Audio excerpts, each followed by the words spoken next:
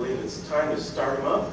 So I'd like to welcome all of you to the National Space Society's 18th International Space Development Conference. And this particular room is dedicated to the Cutting Edge Technology track. And our first speaker for today is going to be Dr. James Powell. He's going to be speaking on the topic of MIGHTY, an ultra-lightweight nuclear engine for new and unique planetary science and exploration missions. Dr. Powell has directed R&D efforts in a variety of areas, including advanced fission reactors, fusion reactors, space and defense systems, and new technologies for infrastructures. He holds 16 patents. Dr. Powell, will you please step forward? Good morning.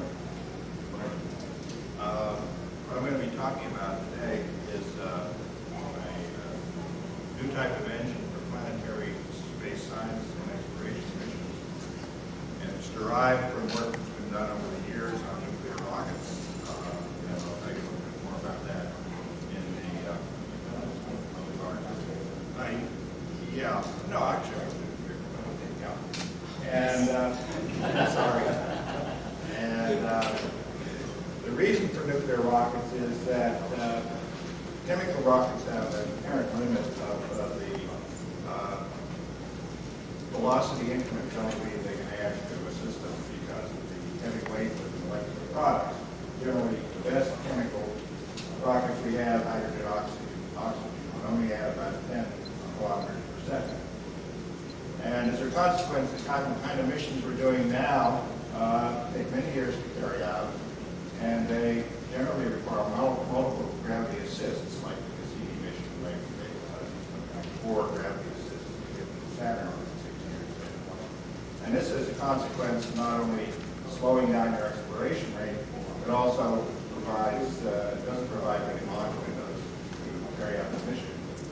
In addition, there's increasing interest now in space exploration. We're going on beyond Pluto, into the Kuiper Belt, into the heliopause, and the gravitational lensing point at 550 astronomical units. And chemical rockets are just not practical for those kind of missions. Nuclear rockets, in contrast, deliver a much higher specific impulse. That's the thrust provided per expended. Over 2 times greater than a hydrogen oxygen rocket. This results, as we'll see, much shorter trip times, smaller launch vehicles.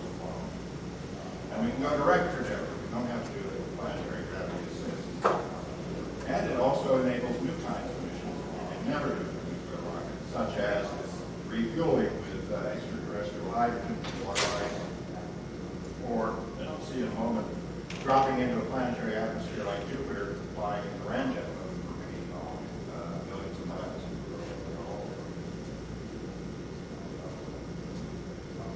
This quantitatively illustrates the difference between nuclear and chemical rockets. Chemical rockets are the blue line. The boundaries of the line refer different values for tankage fraction.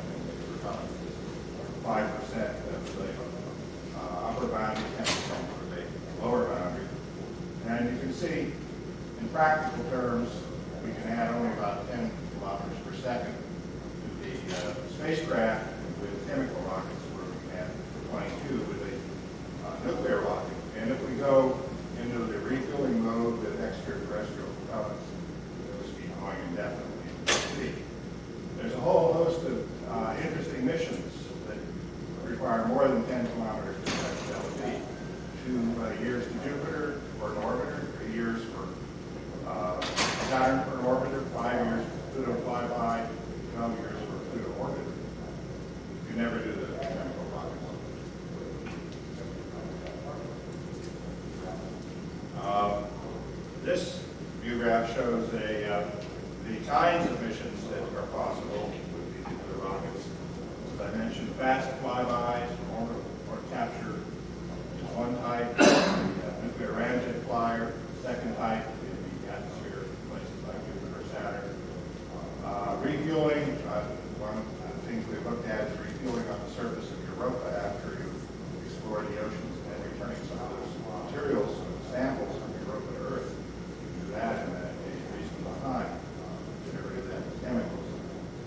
using extraterrestrial resources to shuttle back and forth between orbits, planets like Mars, to land on the surface, use material derived from the planet, go back in orbit, factor, cut down the amount of material we need to transport from Earth this way by enormous factor. Well, people always worry about the safety of nuclear rockets. But in the case where we're talking about, this is not really an issue, because you don't launch them from the ground in a hot state. They're launched in a completely cold state. They only turn on after they reach orbit.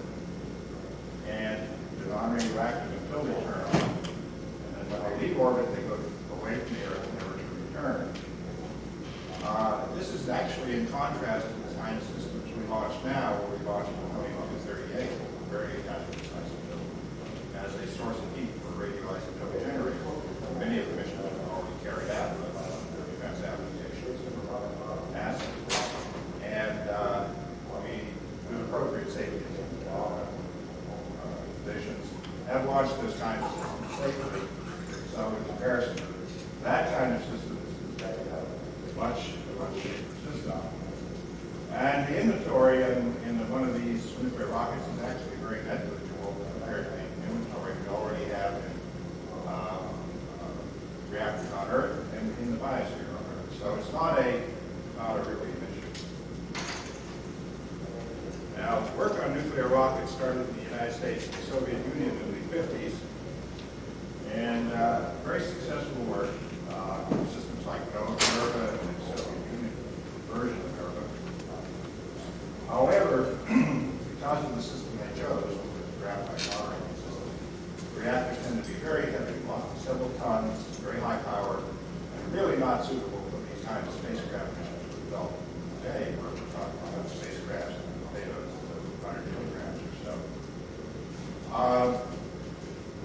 So the program closed down on these kind of reactors in the United States in the early 70s. The Soviet Union continued until the 90s and then closed down there. But in the mid-80s, there was a program started in the United States under the Strategic Defense Initiative, which was based on a reactor I invented called the particle bed reactor. And this was designed to produce a very lightweight nuclear rocket, 1,000 megawatts, built it in a system that was not much more bigger than about 2 feet in diameter. And it was a brand new kind of nuclear rocket. It was a very successful program.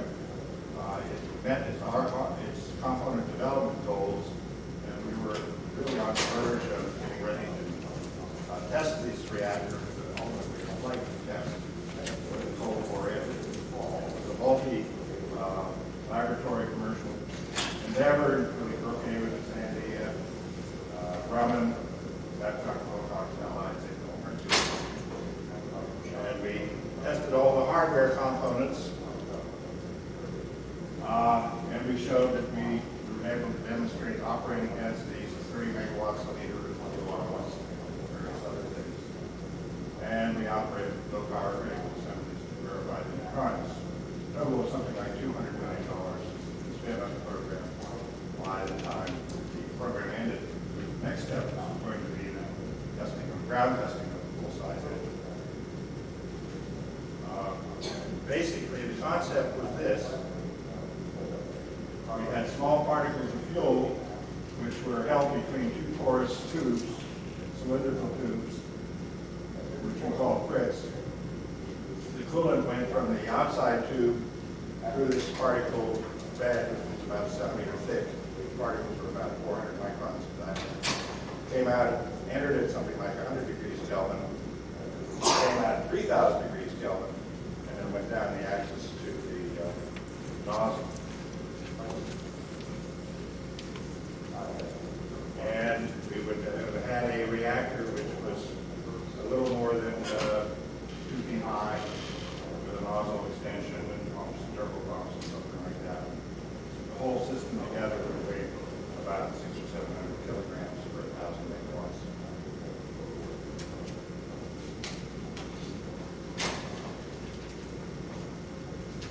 Well,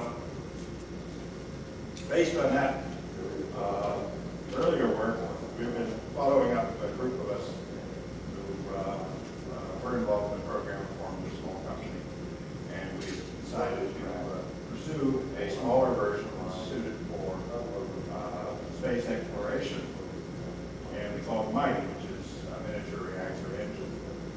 made a number of modifications which we think lower the weight and obviously got very small and make it simpler and easier to control. Instead of a single pressure vessel with multiple fuel elements, we now use multiple pressure tubes with their own element, their own nozzle. Continue to use a lithium hydride moderator. Switched our fuel to a kind of metal matrix composite fuel, which was developed early in the 50s with GE and Argon, which is extremely good for long life and very high temperatures and high control. It's a metal matrix sheet instead of particles. We don't use quite a high power density, but it simplifies the design. And we retain a lot of the elements of the PBR in terms of flow, increase, and so forth. This shows you how the mighty reactor engine works. Basically, just think of a jelly roll of metal sheets, basically with the fuel particles inside the metal sheets. Metal sheets are perforated, we flow radially inwards through these metal sheets. Again, the metal sheets are surrounded by a moderator, lithium hydride, and a beryllium pressure tube. The gas flows down after it's exited 3,000 Kelvin from the metal sheets, flows down through a channel to an individual element. A number of these elements are stacked together. These 37 elements in the core form the active reactor.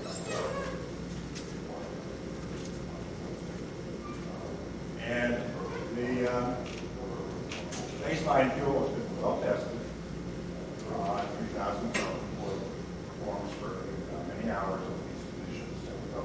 We dropped the power density to 10 megawatts per liter instead of 30. Easy to demonstrate those kinds of power density. And we have these other components, beryllium pressure tubes, carbon nozzles. We were able to show the carbon coated with tungsten carbide could last for many hours in very high temperature. Based on the kind of analyses we did for the particle head reactor, we've done the same sort of neutronic analysis for MIGHTY. These kinds of analyses were verified by critical assembly tests, generally accurate within 1.5% of the actual experimental value. And what this shows you is you move the fuel elements further apart, put in more lithium hydride. The fuel element pitch to diameter ratio says further apart, more moderators coming in.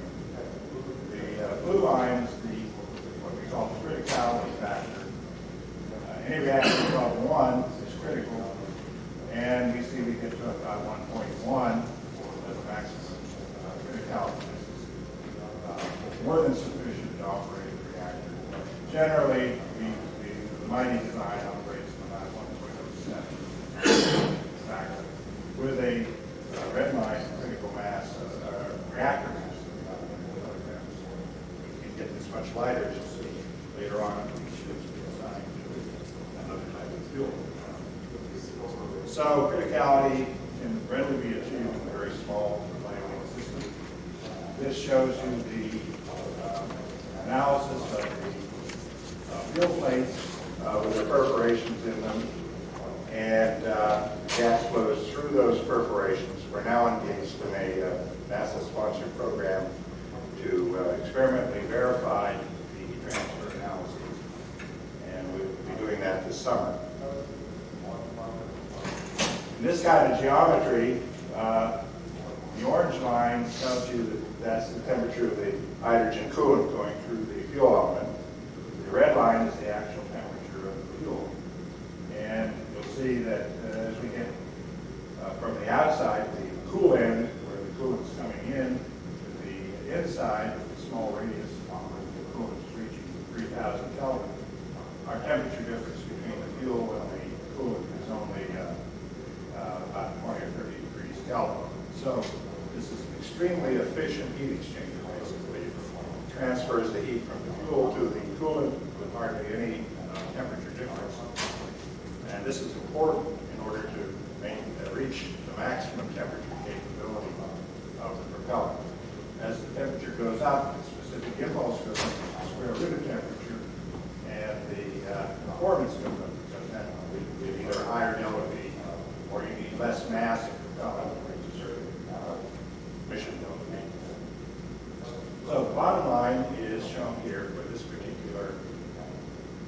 reactor design, 75 megawatts, 1,000 psi, cooling pressure, not about 3,000 Kelvin, with a power density of 10 megawatts per liter in the fuel region.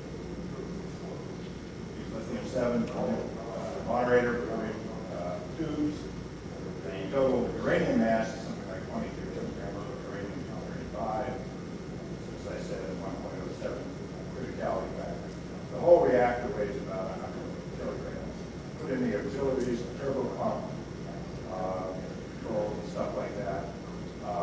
You had another 36 kilograms, adding a contingency. I believe that the reactor can readily be built for something like 200 kilograms total engine mass. At this light weight, there's a whole host of missions you can do. Extremely interesting. I'll talk about that in a minute. But you could use not only is it possible to do these missions, but it's possible to do the missions with a one-time burn, so that one doesn't even have to restart the reactor. One can just use it as a single thruster to get you at a high velocity going out and beyond to the edge of the solar system and beyond. Or you could use it in a double engine system. One engine fires and gets you out to someplace like Pluto, and the second engine fires. You start the first engine. The second engine fires and puts you in orbit around Pluto, for example. This gives you some parameters for typical missions that we could carry out. First three missions are Pluto missions. With a first is a flyby. It's sort of similar to the Pluto Express that's been proposed. Whereas Pluto Express would take longer than 7 years and also use a Type 4B for a launch system with chemical rockets. With this system, we can do it with Lockheed Martin small vehicle launch vehicle for only $25 million instead of $400 million for Type 4B. That's a considerable savings on launch costs. They can get there faster with the same space. We can do number two is a Pluto orbiter. There's no way to do a Pluto orbiter with 10 propellers. You can't get that. And 13 years the mission uses Atlas 2 NES launch system, just quite reasonable cost. Also landed Pluto with a similar system. Probably one would actually design a system to first orbit and then to land. Pluto is of particular interest to get out there by 2020 because the atmosphere is predicted to collapse in Pluto by 2020 as it moves out beyond the orbit of Neptune. It's a very tenuous atmosphere and it will eventually collapse. Jupiter orbiter, atmospheric flyer. I'll talk a little bit about that in the Europa sample return. We can even land on Pluto returns. This just shows you the trade-off on time from Earth for these flyby and lander and orbiter missions to Pluto. By increasing the MLEO, we can do it in 4 years instead of 7 months. This shows a design of the Jupiter ramjet. With that, using the same kind of engine, operating lower temperature for several years.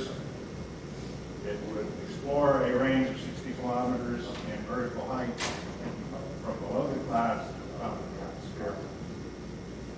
And it would follow the entry trajectory of the Galileo probe, essentially coming in high velocity, atmospheric braking, drogue parachute. And then at 45 kilometers, instead of falling into the atmosphere of Jupiter as Galileo did, the ramjet would take off and fly through the atmosphere of Jupiter. Doctor, 1 minute, please. Okay. We can map the complete weather system in Jupiter, including the Great Red Spot. I'll skip the Europa lander. One of the virtues of this system is we can carry along a small unit which would melt through the ice sheet and go down and explore the underwater ocean, then bring back a sample to Earth. something like total mission time of 5 years. Another mission is going out to 100 AU and beyond. With this kind of system, we're talking about 10 years roughly to 100 AU. Now with more advanced fuels like U-233, we can reduce the mass, evaporation, reduce it even further, and we're talking about engine weights, total engine weights, and advanced systems optimized, as you see here, something like 140 kilograms of uranium 35, leading with U-233 evaporation. So overall, we believe that this could be implemented relatively quickly. A lot of technology based. Our baseline mass is something like 200 kilograms, even lower with some advanced fuels and some improvements, and we can do things in planetary science, not really possible. Good chemical models. Thank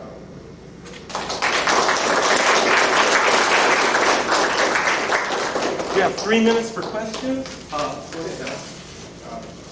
I didn't see any moving parts of the reactor. How do you control the reactor itself.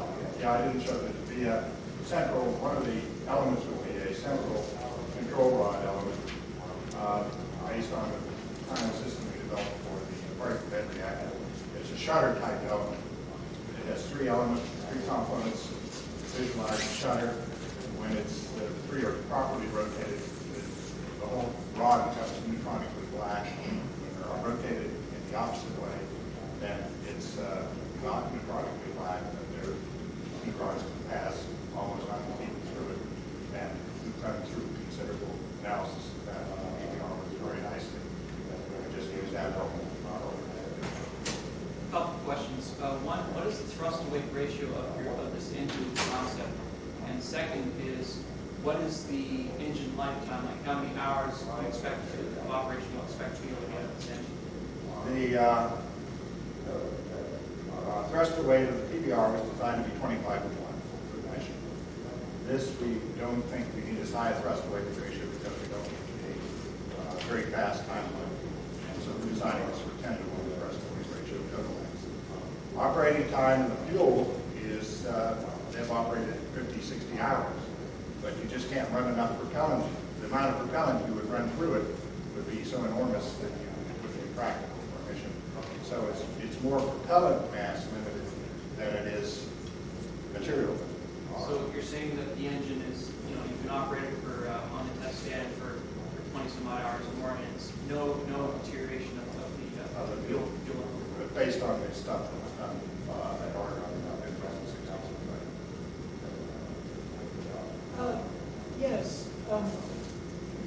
Now this mission you talk about with the Jupiter atmosphere entry, you have a nuclear rocket for the mothership and a nuclear ramjet for the atmosphere explorer. Yes, the one engine would take you into and provide the orbiter, and the other part of the payload would be the ramjet. After it dropped in, the ramjet would cruise around Jupiter, telemeter its data back to the orbiter, which would then transmit. So you'd have 2 reactors, and the second reactor would be inert during the interplanetary voyage.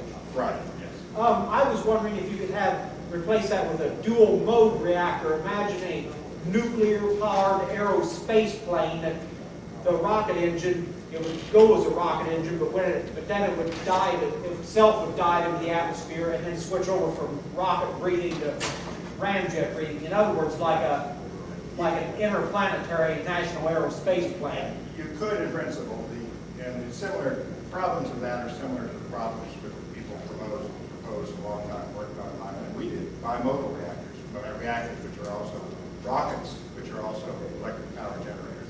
It generally turns out that it's very difficult technically to do 2 different types of missions in the same engine. If you can get it light enough, you're always better to use a specific design for one mission and another completely different design system for the other mission. And that's part of the impetus of getting a very likely system. But you're also to be able to use the reactors to generate electricity for the orbiter's reactor. reactor could generate electricity. Yes, in that case. Ramjet's reactor could generate electricity running six. Okay, that's the end of this session, ladies and gentlemen. I want to thank you for coming. I think Mr. Powell will be available for questions afterwards, out in Milwaukee if you wish.